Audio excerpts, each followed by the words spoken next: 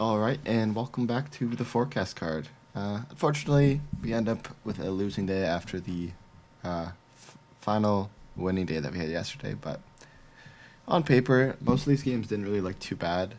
Loyola Chicago, that was pretty neck and neck the whole game. They ended up pulling away in the end. Cornell, kind of the opposite. Terrible first half. They only put up like 20 points, and then they come within 1 point in the end. So, just one of those classic spots where they just kind of came up flat and just couldn't make it back. Brown pretty much dominated that entire game over Princeton. That's pretty safe.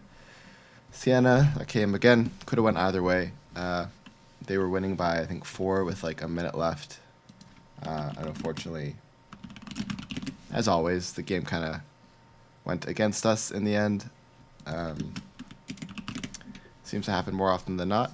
But Siena was up 13 at half, end up losing by 1. C'est la vie, I guess. Whatever you want to say. I really hate this sport. Sacred Heart, very similar experience as the Siena game.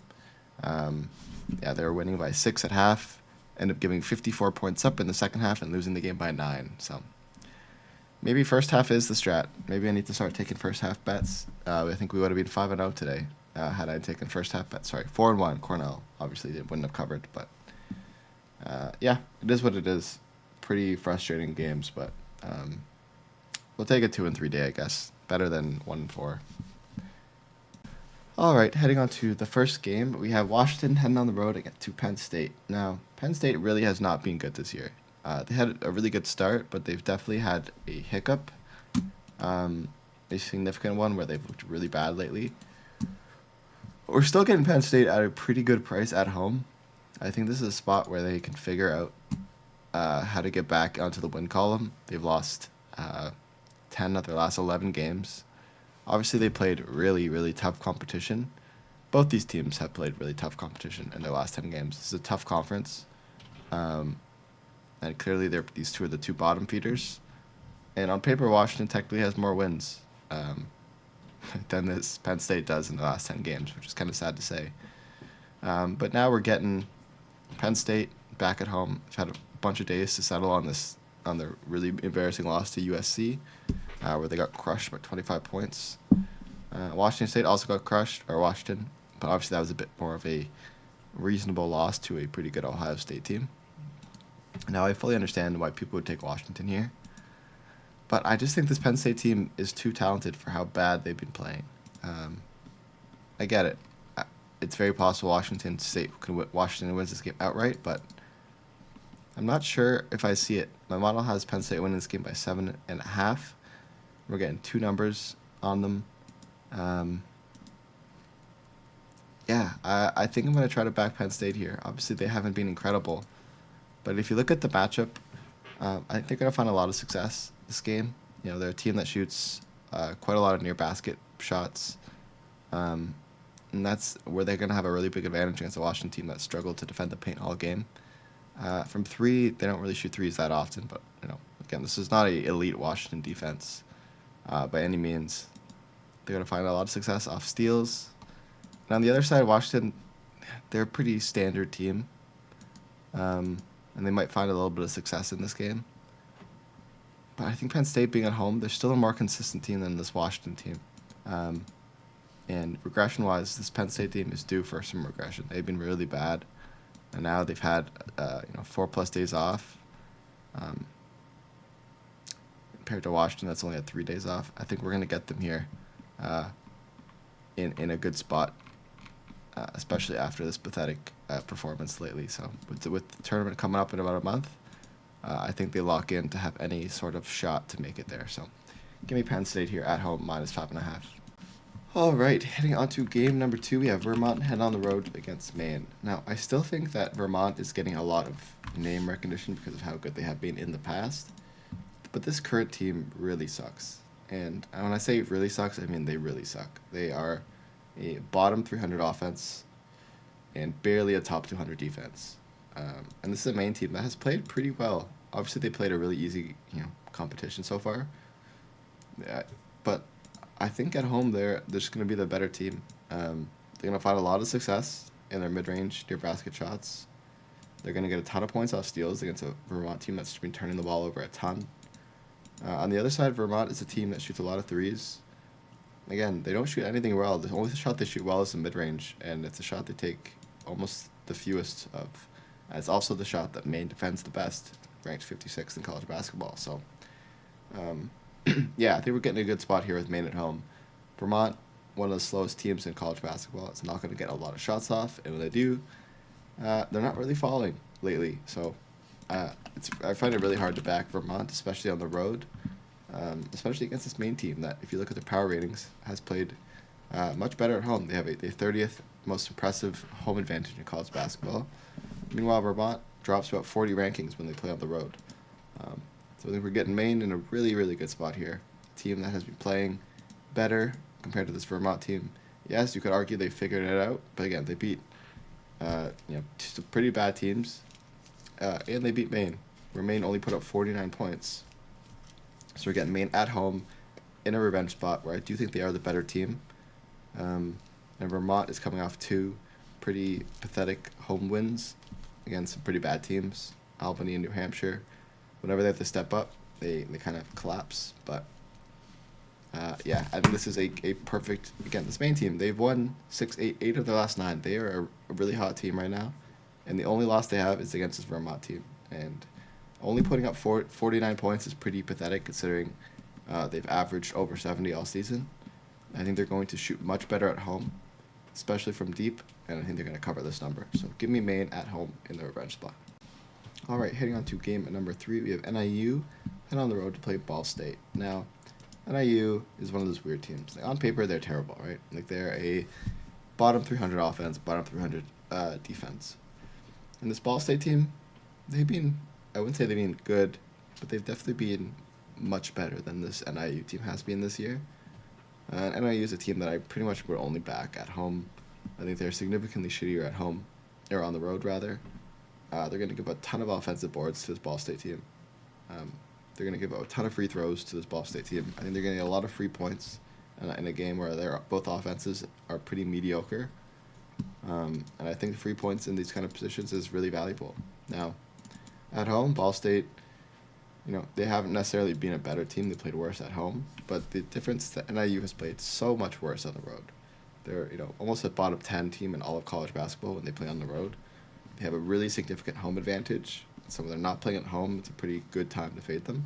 Kind of inflates their numbers a little bit. This Ball State team, they're really not that bad. Like, they're bad, but they're coming off 2 pretty solid wins, while this NIU team is coming off of 2 pretty pathetic home losses against 2 bottom 300 teams. Now they're heading on the road, where they're traveling, about 200 miles, and when they have traveled that far, they've lost all 4 of their last games. Meanwhile, Ball State has won their last 2 games at home, so I think we're getting them lucky in here before their own tournaments. I think Ball State is the better team. Model has them winning by 11. And again, Ball State is actually due for a lot of positive regression. So this is a pretty good spot here to catch Ball State at home. So give me Ball State minus 8.5 on their home court. All right, and game number 4, Grand Canyon head on the road to play UT Arlington. Now, Grand Canyon is one of those teams that's kind of scary to fade because they are one of those offenses that play really quickly and have the ability to put up like 100 points on any given night. But I do think this is a good spot for UT Arlington, a team that plays really well at home because they rely so heavily on the 3, shooting over 40% of their shots from out deep. And I think they will find some success forcing Grand Canyon, who does turn the ball over quite a lot on the road. Now, on the other side, Grand Canyon, they're a team that shoots a lot in the paint. But they don't really shoot the paint very well. They're a pretty bad team at shooting. But they do find a lot of success on the offensive boards and getting points off steals and getting free throws. And I think they're going to find success everywhere. But they typically don't play that well on the road. Now, if you look at their power ratings, on the road, they drop from a top 100 team to a borderline top 200 team. On the other side, UTA is a borderline top 200 team at home. And they haven't necessarily been playing too well, but they've been playing some harder competition. And getting them at home with 8 points in a long road trip here for this Grand Canyon team. They're coming off of 1 day's rest. And when you play at such a high-paced game, it's tough to play on only one day's rest. Now we're getting this UTA team that just had a really impressive game over Cal Baptist, where they won by 3, and they kept it really close against Seattle. They got blown out by UT Valley, but before that, they've had some pretty solid games, and so has Grand Canyon. But I think this is a spot where they're able to keep it really close. Now, Grand Canyon, again, is a team that doesn't shoot a lot of threes, but, when you're kind of relying on free throws, typically you want your home whistle. And I think when you're playing on the road, I think it's kind of proven how different their record is. They don't play nearly as well on the road. And now we're getting them in a spot here off of a pretty close game against a really bad Arlington State team, where they actually almost lost outright. I like UTA here. As home dogs, they're 2-0 this year. As away favorites, Grand Canyon, they're only 1-5 against the spread. Grand Canyon, they're due for a lot of negative regression this year. They've been playing a bit too well offensively. And UT Arlington, opposite. They're due for a little bit of positive regression. So I think 8 points is a little bit too much. I do think Grand Canyon wins this game, but I don't think they win by 8. So give me UT Arlington plus 8 at home. All right, and heading on to the final game, we have Southern Indiana versus Lindenwood. Lindenwood is coming off a pretty solid win over Moorhead. They're a pretty weird team, but they have been pretty good at home compared to on the road. Now, this is a Southern Indiana team that, they beat Lindenwood back in early January by 7. But since then, they've gone 2-6 straight up against some pretty bad teams, including a pretty pathetic 25-point loss on the first game of this road trip against a Western Illinois team that I would believe is significantly less talented than this Lindenwood team. Now, Lindenwood, again, they're not like a massive name by any stretch of the imagination, but they're a team that, on paper has played much better at home. They have a top 30 home advantage in college basketball. They're number 1 in the conference, and this is a Southern Indiana team that does play just about as shitty as they do at home. We're getting Lindenwood off of a really solid win. They get to stay at home, while Southern Indiana is coming off, a terrible, pathetic performance against one of the worst teams in college basketball, and they have to continue on this road trip, playing, a game in 2 days. I think we're getting them in a good spot where they're not going to be playing really good basketball. Now, this is like garbage time shit. Like, these are 2 bad teams, obviously. But if you look at regression, Southern India is due for a lot of regression, but I'll always say this: regression typically hits harder when you're at home. In this case, they're on the second game of a pathetic road trip. Lindenwood playing well at home,